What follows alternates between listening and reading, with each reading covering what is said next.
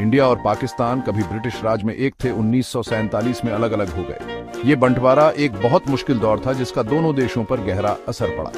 एक ही इतिहास से निकलने के बावजूद उनके रास्ते बहुत अलग हो गए। इंडिया बड़ा और कई धर्मों वाला एक सेक्युलर लोकतंत्र बना, पाकिस्तान धर्म के आधार पर बना और वहां राजनीतिक अस्थिरता रही। इन बुनियादी सिद्धांतों के फर्क ने उनकी आगे की यात्रा को आकार दिया और आज भी उनके रिश्ते को प्रभावित करता है। बंटवारे का साया आज भी उनके रिश्तों पर मंडराता है, जो झगड़ों और अविश्वास से भरा है।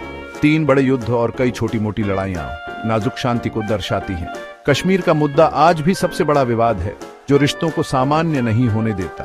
फिर भी दोनों देशों की संस्कृति और भाषा में बहुत कुछ मिलता है। यही साझा विरासत भविष्य में बेहतर रिश्तों की एक उम्मीद देती है।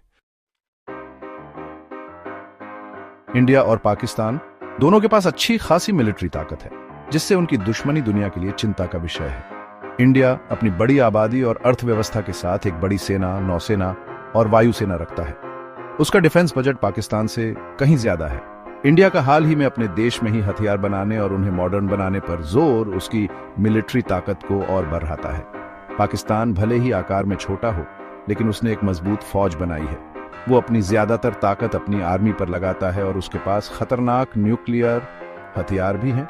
उसकी मिलिट्री स्ट्रेटेजी अक्सर अलग अलग तरह के युद्ध करने के तरीकों पर केंद्रित होती है। आम युद्ध से न्यूक्लियर युद्ध तक बढ़ने का खतरा इस क्षेत्र में हमेशा बना रहता है। इसलिए जरूरी है कि दोनों देश जिम्मेदारी से काम लें और लगातार बातचीत करते रहें, ताकि कोई बड़ी मुसीबत ना आए। आर्थिक रूप से इंडिया पाकिस्तान से काफी आगे है। उसकी जीडीपी काफी ज्यादा है और उसकी अर्थव्यवस्था कई क्षेत्रों में फैली है। इंडिया का आईटी और दवाइयों का उद्योग दुनिया भर में छाया हुआ है, लेकिन गरीबी और असमानता अब भी बड़ी चुनौतियां हैं। पाकिस्तान की अर्थव्यवस्था भले ही छोटी हो, लेकिन उसने अच्छी ग्रोथ भी दिखाई है। देश को अपनी अच्छी लोकेशन से फायदा होता है और उसका मैन्युफैक्चरिंग सेक्टर भी विकास कर रहा है। लेकिन राजनीतिक अस्थिरता, भ्रष्टाचार और सुरक्षा की चिंताओं ने लगातार आर्थिक प्रगति में रुकावट डाली है। दोनों देशों के सामने अपनी बड़ी और युवा आबादी की जरूरतें पूरी करने का बड़ा काम है। शिक्षा, स्वास्थ्य और इंफ्रास्ट्रक्चर में निवेश करना उनकी असली आर्थिक क्षमता को बाहर लाने के लिए जरूरी है। इंडिया अपनी बढ़ती अर्थव्यवस्था और लोकतांत्रिक मूल्यों के साथ दुनिया के बड़े देशों में शामिल हो गया है। ये अंतर्राष्ट्रीय संगठनों का सक्रिय सदस्य है और दुनिया के मामलों में बड़ी भूमिका चाहता है। इंडिया की सांस्कृतिक ताकत और विदेशों में बसे भारतीय उसकी वैश्विक स्थिति को और मजबूत करते हैं।